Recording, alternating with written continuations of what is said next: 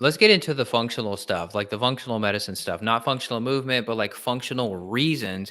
I'm going to go ahead and say number one as a category, infections. And you and I can break this down as much as you want, but Yep. I'm going to say infections because you know my story. You saw me. I lost like 25 pounds without trying, and some of it was related to H. pylori. I think the parasites also wrecked me. So I would just say infections as a whole.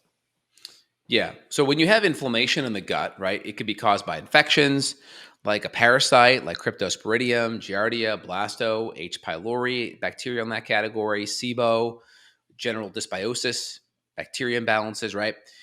It can create inflammation in the intestinal tract, right? Whether it's small intestine, large intestine. If you look at where these nerves sit on the spinal column, they sit in the lower thoracic to lower lumbar spine. Let's say T10 through L5 or so, maybe even S1.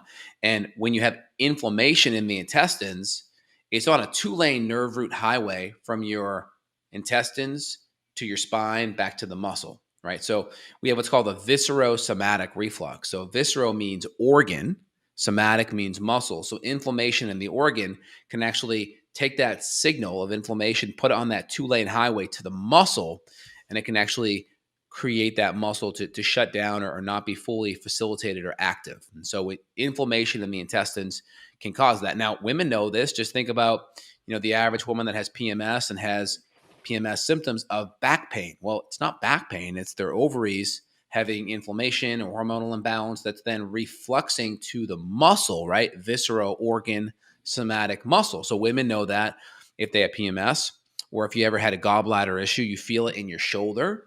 If you have appendicitis, you feel it in that lower right hip quadrant, right? If you have a heart attack, you feel it in the jaw, down the left side, down the left arm. So we know there's this organ muscle connection. And so a lot of people can have muscle issues because their core and their back gets very weak due to inflammation in their intestinal tract. And the more inflammation there is, the less likely you're going to want to lift and want to put resistance on your body because you're just more inflamed and you're more likely to get hurt and injured. Yeah. So if you, Matt, now, not all people lose weight. You and I've seen many women who gain weight magically 20, 30, 40, 50 pounds. Sorry, ladies.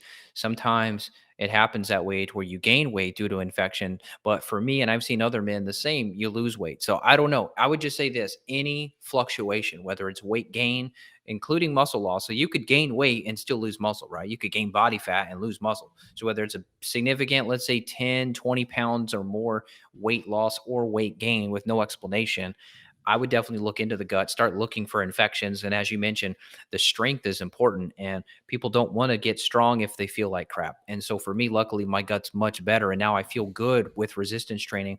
Whereas before, I was just so depleted. So let's go into reason number two. I'm going to say nutrient deficiencies. Now, this ties directly into infections, right? Because in the case of H. pylori, if it's reducing stomach acid, now if you're eating this good grass fed steak, you're not really getting as much nutrition from that. And so these nutrient deficiencies compound over time because if you don't have the amino acids being cleaved off the meats to produce muscle mass, that also creates a big problem. So nutrient deficiency, and we could go any direction you want with this. Even vegetarians, vegans, we could talk about the deficiencies there and how they're going to have trouble with muscle mass. Yep, 100%.